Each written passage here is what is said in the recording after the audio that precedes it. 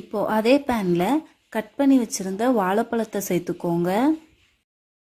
வாழைப்பழத்தை கட்டி இல்லாமல் நல்லா மசிச்சுக்கோங்க.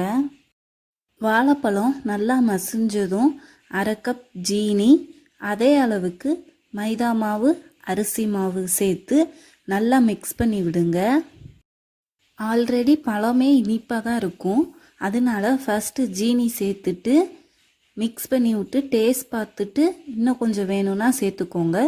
எவ்வளோ ஜீனி சேர்த்திங்களோ அதே அளவுக்கு அரிசி மாவு, மைதா மாவு சேர்த்துக்கணும்.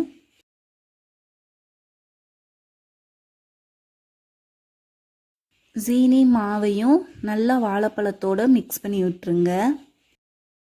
அடுத்து நெய்யில் வறுத்த தேங்காய், 1/2 ஸ்பூன் ஏலக்காய் பொடி, 3 டேபிள் ஸ்பூன் தேங்காய் பால் சேர்த்து இதையும் நல்லா மிக்ஸ் பண்ணி விடுங்க.